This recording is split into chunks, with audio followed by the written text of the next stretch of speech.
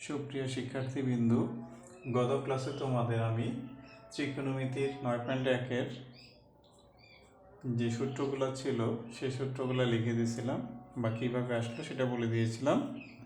এই সূত্রগুলো প্রয়োগ করার মাধ্যমেই আমরা কিছু অঙ্কের সমাধান করব। এর আগে আমাদের এইখানে সূত্রগুলো একটু লিখে দিই। সেটা হলো সূত্রগুলোর অভেদগুলোর মধ্যে ছিল 1 নম্বর প্রথমে সূত্র ছিল যে জিনিসগুলো ছিল 1 নম্বর ছিল বাহুভেদের সম্পর্কগুলো ছিল আমাদের সাইন থিটা সমান বিপরীত বাহু বাই বিপরীত বাহু বাই অতিভুজ, এটা ছিল। 2 নম্বর ছিল আমাদের cos থিটা সমান সমান সন্নিহিত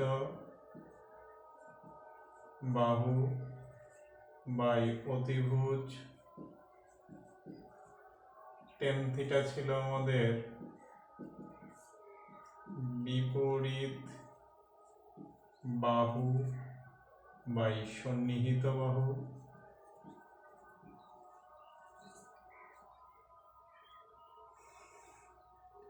তারপরে ছিল আমাদের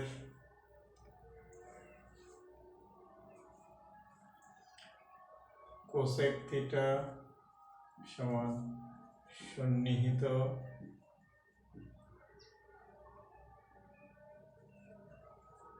বাহু বাই ছিল অতিভুজ বাই বিপরীত বাহু। তারপরে ছিল আমাদের সেক থিটা অতিভুজ বাই সন্নিহিত বাহু। তারপরে ছিল আমাদের কট থিটা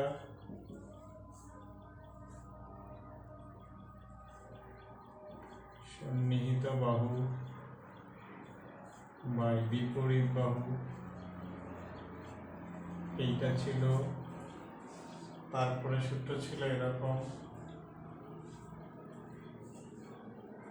বি নম্বর ছিল আমাদের সাইন থিটা সমান সমান 1 বাই কোসেক থিটা। তারপরে ছিল আমাদের cos থিটা সমান সমান 1 বাই সেক থিটা। 3 নম্বর ছিল tan থিটা সমান সমান 1 বাই cot থিটা। আরেকটা ছিল tan থিটা সমান সমান sin theta by cos theta. আরেকটা ছিল cot থিটা সমান সমান cos theta by sin theta. আর অভেদগুলোর মধ্যে আমাদের ছিল sin square theta plus cos square theta is equal to 1। 2 number ছিল sec square theta minus tan square theta is equal to 1। 3 number ছিল cosec square theta minus cot square theta is equal to 1। আচ্ছা, এই কয়টা সূত্র আমাদের ছিল। এখন আমরা একটা কাজ করব, এই যে তিনটা অভেদ আছে এই অভেদ তিনটার প্রমাণ আমরা করব। আচ্ছা, অভেদ তিনটা প্রমাণের ক্ষেত্রে প্রথম প্রমাণটা আমরা চলে যাই, sin square theta plus cos square theta is equal to 1। এই জিনিসটা আমরা প্রমাণ করব। আচ্ছা, প্রমাণ করার জন্য প্রথমে আমরা একটা কাজ করব, যে একটা কোণ নেই, সেই কোণটা হচ্ছে x ও y একটা কোণ নিয়ে নিলাম। এই কোণটা হচ্ছে থিটা কোণ।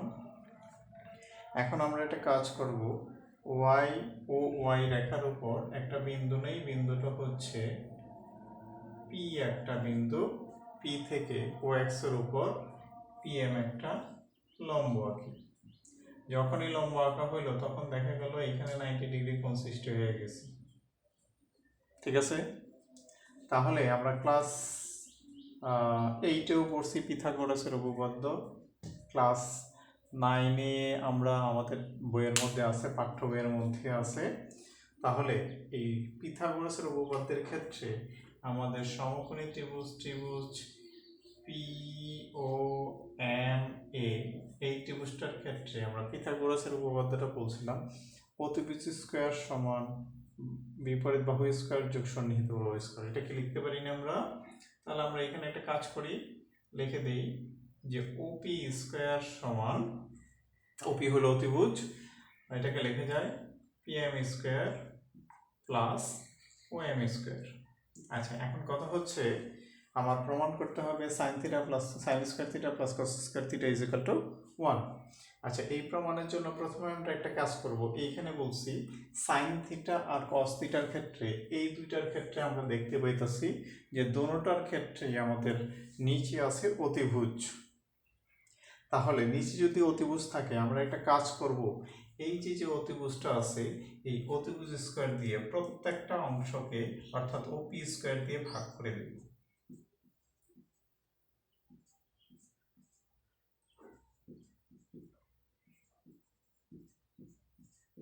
আচ্ছা, যখন ভাগ করব তখন দেখা গেছে ওপি স্কয়ার কাটা যায়, এটার মান হচ্ছে 1 সমান, এখন দেখো এটাকে কি আমরা এইভাবে লিখতে পারি না, PM by OP whole square plus OM by OP whole square.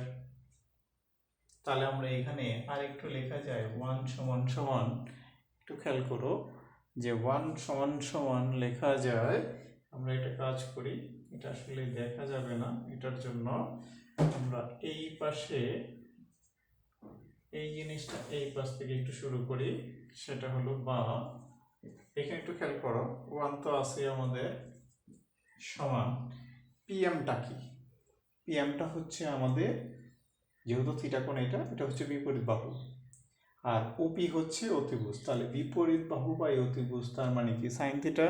তাহলে আমরা এইটার পরিবর্তে লিখতে পারি সাইন স্কয়ার থিটা প্লাস ওএমটা হচ্ছে সন্নিহিত বাহু আর ওপি হচ্ছে অতিভুজ, তার মানে কি কস স্কয়ার থিটা। তাহলে আমাদের প্রথম প্রমাণ যেটা আছে সেই প্রমাণটা হয়ে গেল, একটা শেষ। সিমিলারলি আমরা এই দুইটার ক্ষেত্রেও একই কাজ করতে পারি। কেমন? যখন আমরা দ্বিতীয় প্রমাণের মধ্যে চলে যাব, 2 নম্বর প্রমাণ, দেখো এখানে sec square theta minus tan square theta is equal to 1। একই জিনিস, একই নিয়ম, আমরা এই পিথাগোরাসের উপপাদ্য লিখলাম। এখন লেখার পরে প্রথম কাজটা হচ্ছে আমাদের খেয়াল করে একটু যে যার যার সঙ্গে সম্পর্ক, যেমন সেকের সাথে আর টেনের সাথে সম্পর্ক, সেকের ক্ষেত্রে আমরা এইটা আর টেনের ক্ষেত্রে এই দুইটার ক্ষেত্রে খেয়াল করে একটু, দুটোটার ক্ষেত্রেই আমাদের নিচে কি আছে সন্নিহিত বাহু। তাহলে এখন আমাদের কাজ হচ্ছে এই সন্নিহিত বাহু কোণটা, যেহেতু থিটা কোণ এটা, তার ওএম হচ্ছে সন্নিহিত বাহু, আমরা এখানে ওএম স্কয়ার দিয়ে প্রত্যেকটাকে ভাগ করে দিব, ওএম স্কয়ার দিয়ে ভাগ করে দিলাম। এখন ভাগ করার পরে এইখানে থাকে কি OP by OM whole square সমান PM by OM whole square, আর ওএম স্কয়ার কাটা গেলে এটার মান হচ্ছে 1। তাহলে আমরা সেম একই জিনিস, দেখো এখানে ওপি হচ্ছে অতিভুজ, ওএম হচ্ছে সন্নিহিত বাহু, তাহলে অতিভুজ বাই সন্নিহিত বাহু, তার মানে আমরা বলতে পারি এটা হলো সেক। তাহলে আমরা এইখান থেকে সেম একই রকম ভাবে লিখতে পারি sec স্কয়ার থিটা সমান পিএম বাই ওএম, পিএমটা কি বিপরীত বাহু, ওএমটা কি সন্নিহিত বাহু, তাহলে বিপরীত বাহুর সন্নিহিত বাহুর সম্পর্ককার 10। তাহলে আমরা এখানে লিখতে পারি tan স্কয়ার থিটা আর প্লাস 1 আছে। আমরা একটা কাজ করব, tan স্কয়ারটা এই পাশে নিয়ে আসি, sec square theta minus tan square theta is equal to 1। তাহলে আমার 2 নম্বর প্রমাণটাও হয়ে গেল। ক্লিয়ার?